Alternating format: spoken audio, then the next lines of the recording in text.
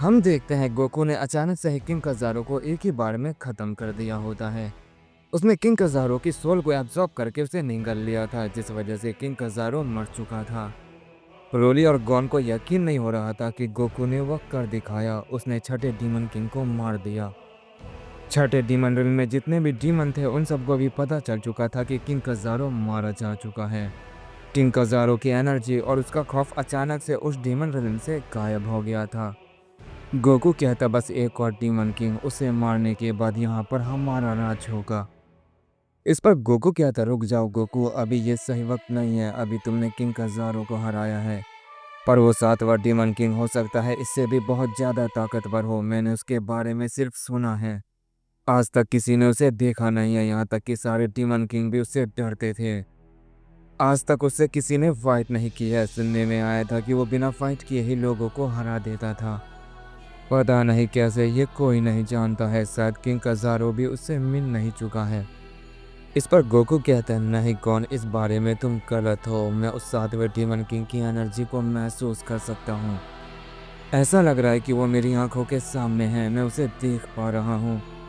और मैं ये सब उस डीमन किंग कज़ारो की सोल की मदद से कर पा रहा हूँ।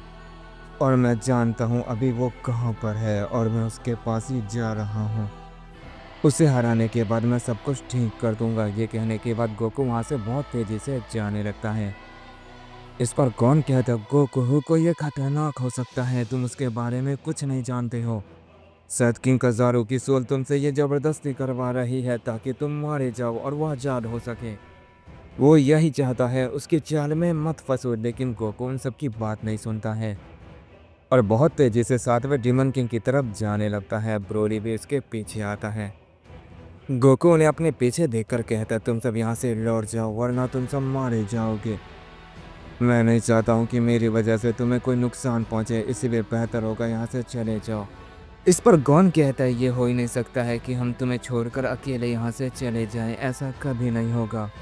हम तुम्हारे साथ चलेंगे। गोकू कहता अगर ऐसा है तो ठीक है। ये कहने के बाद वो तीनों उस डीमन किंग के पास जाने लगते हैं। गॉन मन ही मन सोच रहा होता है कि हो सकता है कि ये हमारी आखिरी फाइट हो, या तो हम इस डीमन रिंग को जीत जाएंगे या फिर यहीं मारे जाएंगे। मैं उस सातवें महान डीमन किंग को देखना चाहता हूँ जिसके बारे में आज तक कोई भी अच्छे से नहीं जानता है। ये सोचते हुए गॉन जा रहा होता है। तभी वो गोकू से कहता है गोकू आखिर वो कहाँ पर है, हमें बताओ। इस पर गोकू कहता अभी काफ़ी समय है उसके पास जाने के लिए। वो ऐसी जगह पर है जहां हम जाने की सोच भी नहीं सकते हैं। वो तो कज़ारो की मदद से मैं ऐसा कर पा रहा हूँ।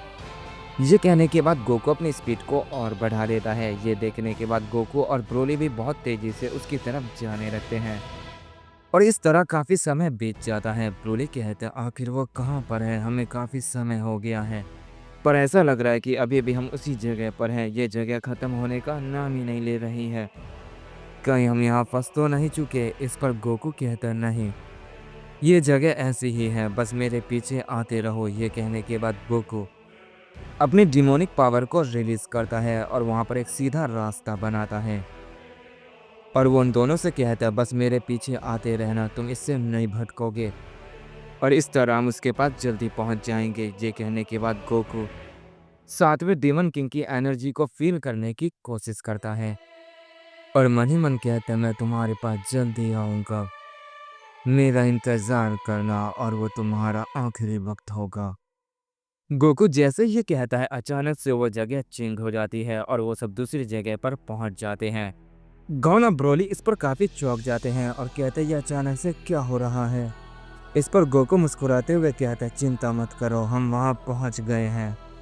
जिसका हमें परसों से इंतजार था वो घड़ी आ चुकी है, अब वक्त है उसे ख़त्म करने का। ये कहते ही गोकू बहुत ज़ोर से चिल्लाता है और अपनी पावर को बहुत ज़्यादा रिलीज़ करता है और वो अपनी सबसे पावरफुल फाइनल फॉर्म में ट्रांसफॉर्म हो जाता है और वो फाइट करने के लिए बिल्कुल तैयार हो जाता है। ब्रोली ये देखकर कहता हमें भी अपनी पावर को बढ़ा लेना चाहिए। ये कहने के बाद ब्रोली भी अपनी फाइनल पावर का इस्तेमाल करने लगता है। गॉन भी अपनी ट्रू डीमन फॉर्म में आ जाता है और कहता ब्रोली मुझे वो दिखाई नहीं दे रहा है, आखिर हमें किससे फाइट करनी है, यहाँ पर तो कोई भी नहीं है। इस पर ब्रोली कहता है मुझे भी यहाँ पर कोई दिखाई नहीं दे रहा है, लेकिन हमें वही करना होगा जो क्या करोट कर रहा है। वो जैसे ये कहता है उन्हें अपने सामने एक शख्स दिखाई देता है जो उनसे कहता है, तुम यहाँ पर खुद नहीं आए हो बल्कि तुम्हें यहाँ पर लाया गया है। मुझे पता है कि तुम सब ने मिलकर छठे डीमन किंग को मार दिया है, लेकिन तुम सब यहाँ पर आ गए हो तो इसका बदला लिया जाएगा और अब तुम सब मरने वाले हो। गोकू से देखकर कहता है, तुम वो नहीं हो जिससे मैं मिलने आया हूँ, बताओ तुम्हारा डीमन किंग कहाँ है। इस पर वो शख्स कहता है, मैं यहाँ का गार्डियन हूँ और तुम्हें उससे मिलने के लिए पहले मुझसे लड़ना होगा। पर अफसोस की बात है तुम वहाँ तक कभी नहीं पहुँच पाओगे। ये कहते ही वो गोकू के ऊपर अटैक कर देता है। गोकू उस डीमन गार्डियन के अटैक को डॉज करता है और उसके ऊपर अपना अटैक करता है, लेकिन वो डीमन गार्डियन भी उस अटैक को ब्लॉक कर लेता है। गोकू से कहता है, मैं तुमसे लड़के अपना वक्त ज़ाया नहीं करना चाहता हूँ, उसे यहाँ पर भेजो। इस पर वो डीमन गार्डियन कहता है, पहले मैं ये पता तो कर लूँ कि तुम उनसे मिलने के लायक हो भी या नहीं।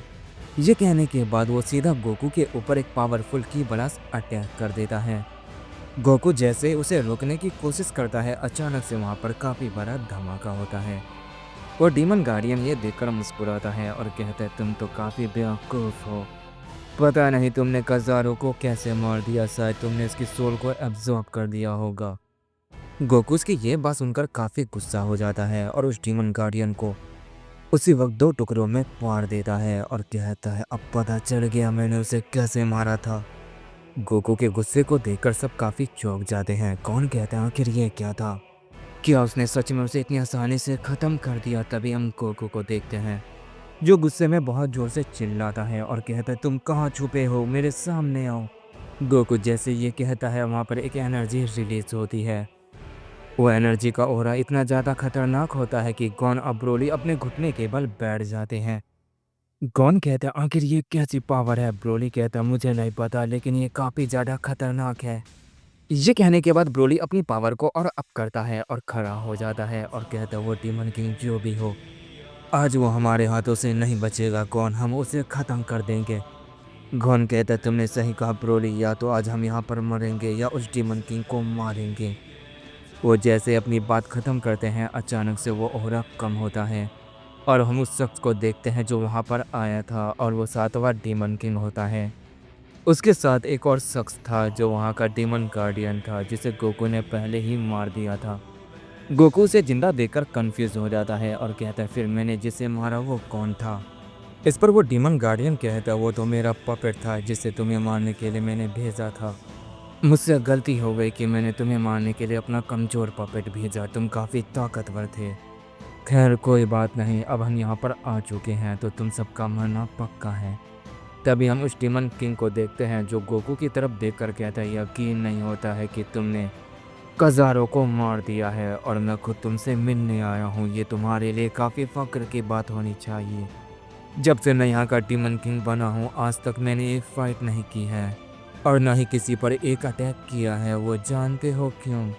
क्योंकि किसी में इतना दम नहीं कि वो मेरे सामने खड़ा हो सके।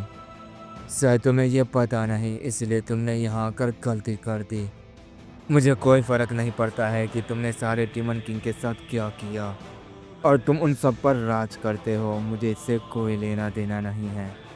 तुम चाहो तो अभी भी यहाँ से जिंदा बचकर जा सकते हो, मर्जी तुम्हारी है। या तो मुझसे लड़ते हुए मारे जाओ या यहाँ से भाग जाओ। इस पर गोकू कहता है, मैं तुमसे डर के यहाँ से कभी नहीं भागूंगा, जब तक मैं तुम्हें ख़त्म नहीं कर देता मैं यहाँ से कहीं नहीं जाऊंगा। इस पर वो डीमन किंग मुस्कुराते हुए कहता है, मारा तुम मुझे मारना क्यों चाहते हो? और जैसा तुम सोच रहे हो वैसा बिल्कुल भी नहीं होने वाला है। गोकू कहता है, मुझे इससे कोई फ़र्क नहीं पड़ता है। ये कहने के बाद वो उस डीमन किंग के ऊपर अटैक कर देता है, पर बीच में डीमन गार्डियन उसे आकर रोक लेता है और कहता है, क्या तुम्हें मरने का ज़्यादा शौक है? अगर उन्होंने अपना एक अटैक किया तो तुम्हारे साथ यहाँ सब के सब मारे जाएंगे। तुम्हें किन कहारों के बारे में कुछ पता नहीं है। तुम्हें जान लेना चाहिए कि तुम्हारे सामने कौन है और उन्होंने आज तक फाइट क्यों नहीं की। इस पर गोकू कहता है, मुझे ये जानने का कोई शौक नहीं है लेकिन मैं उसे आज लड़ने पे मजबूर कर दूंगा। इस पर डीमन गार्डियन कहता है, तुम्हारा ये सपना कभी पूरा नहीं हो पाएगा। इस पर गोकू कहता है, बस देखते जाओ, तुम्हें जल्दी सब कुछ खुद ही पता चल जाएगा।